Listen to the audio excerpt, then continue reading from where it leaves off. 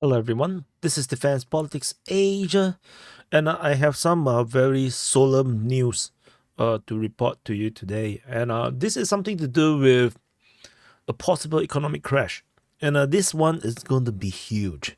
And if you have lived through the 2008 economic crash during the end of the Bush, early Obama's term, you probably remember how bad it was, and it followed with 8 years, almost 8 years of very slow growth under the Obama's administration, and things. A lot of this, like the income and work, everybody in the United States, is struggling, and many have to work many jobs. So, but this time around, it's going to be worse than 2008. So it all triggered me to search and dig more because of this headline that I've realized. I searched because I'm thinking about taking a loan. You see, I bought a new house. I'm thinking about renovation, and I'm thinking about taking a loan. But no, I'm very worried because the geopolitical situation looks very bad. So I searched about possible economic crash, and this came out. So I want to talk very deep, not very deep, but enough to convince you that shit is going to happen very, very soon. So, according to market insiders, they say that there's an economic crash that is possible if the U.S. Fed, Federal Reserve, delay rate cuts. So this is based on the research. The State Street Equity Research Chief, and basically they're saying that if this tight monetary policy, which is actually they raise the interest rate in order to suppress the inflation, it could lead US into a so-called no landing scenario, and before a downturn. And so this may be a bit arcane, very, very funky, very hard to understand. So let me show you some easier to understand thing. So just a few days ago, there is news that the America's total credit card debt has reached record high. So this record high is $1.13 trillion at the end of last year, and basically this is how the chart looks like. It's ridiculous. So now we are talking about 1.13 trillion, and 2008. What happened in 2008? You see the credit card debt is also at a new high. It was at a new high around 2008, and that was $870 billion, and that already is enough to see us into a massive crash, and it went to shit. Things went to hell. 2019, it reached a new high, but somehow it managed to go down. Maybe due to good economic situations during those days, and yeah. And then after that, COVID hit. So yeah. So that was that. And so this is already a precursor. We already now have double. No, we are not double. No, 1.5 times. To maybe not 1.5 times. Still not that much. 800. Yeah, it's coming to 1.5 times more in terms of credit card debts held by all Americans. This is huge. And why you need to care about Americans? Because I know most of you guys are not Americans. Because whatever happened in the United States affect the entire world. So that's why it's important to note that now the Americans are holding so much debt, which means that their financial situation, the normal Americans are struggling in life right now, and that's why they need to use credit card to keep things up.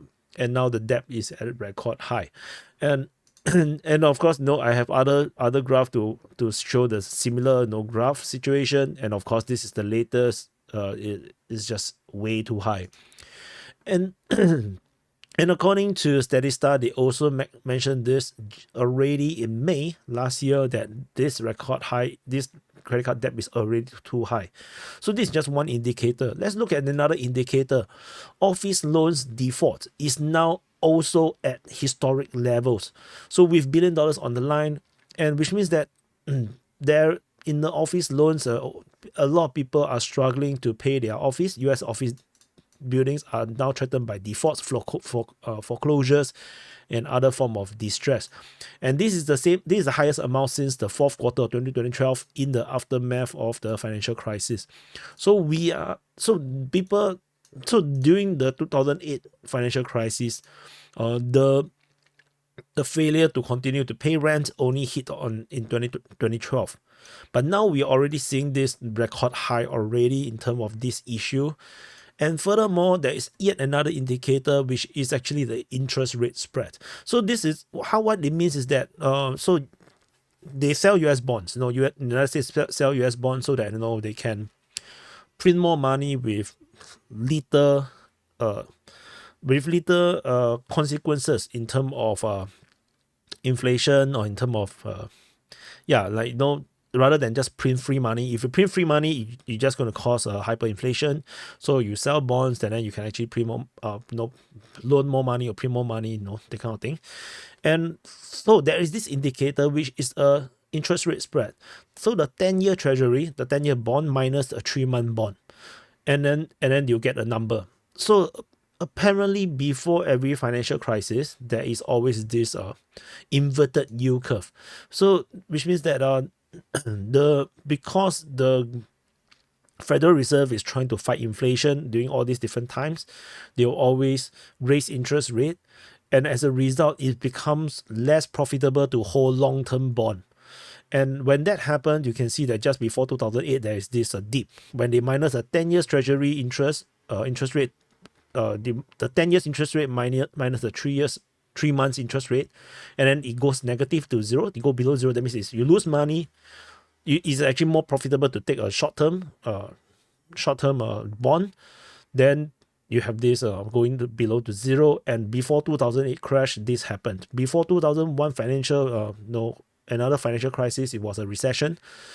It also happened. So now we already are seeing this right now in 2003 and 2004.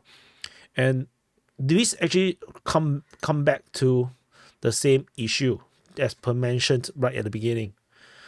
If they are now all these financial experts are saying that if the Feds continue to keep this interest rate so high, which means that the short term interest rate is going to be more profitable than the long term one, and then together with the reality on the ground where businesses are struggling to pay their loans, and then normal Americans, the normal civilians are running out of money, and they are going to probably default on their credit cards as well.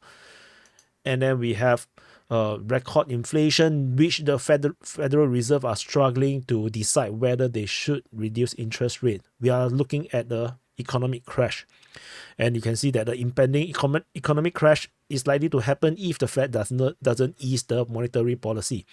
So and this high interest rate also means that businesses cannot really borrow money because the interest rate is too high. They cannot make the money to pay back the interest rate.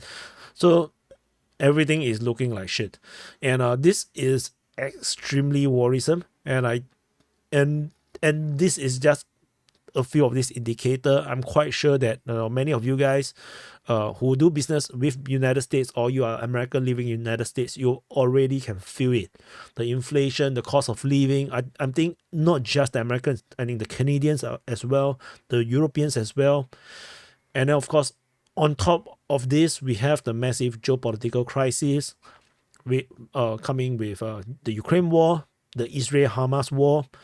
And then we have the entire situation with the energy cost, which is actually very high as well because of the sanctions on Russia. So all indicators looks horrible, which might mean that we may be heading towards a financial crisis that is probably going to be worse than the 2008 one. So you can see, the debt was at 870 billion. We are now at 1.13 trillion and probably still rising. This line is probably going to go up. So this is the current situation right now. And so if you you're like me thinking about taking a loan, this is not a financial advice. I'm just saying because I personally do not know what to do right now. So this is becoming rather personal for me as well, because if the economic situation went to shit, whatever loan I'm taking right now, I may not be able to pay it. So and And you may think that, oh, yeah, you're doing YouTube, it doesn't matter. It matters because if there's an economic crash, means that there will be lesser ad spend, means lesser ad spends means that there's lesser revenue on YouTube. And that also means that my other business dealing with multinational corporations may want to cut costs and do lesser marketing because there's lesser demand for goods. So everything will affect. And so this is something important to note. I think this is something serious that might be happening. Of course, we already look at this possible crash happening in 2019, which didn't happen. And so now this ball this ball just keep rolling down and just getting bigger. This snowball is just getting bigger and bigger. So anyway, just some very serious news for this thing. So thank you for watching. Let me know in the comments, especially if you're economist, you're a banker, you do financial analysis, risk analysis. Do write in the comments. What's your analysis? What do you think is currently happening, or what is going to happen? Any advice for the rest of us? And I will definitely check the comments. And if there's a lot of very good comments, I'll definitely do a follow-up video to cover some of this advice from you guys, the experts. Because I'm not an expert. No, I'm not an expert. I'm just a layman when it comes to economics. But no, I've seen 2008 before. I've seen 2001 before.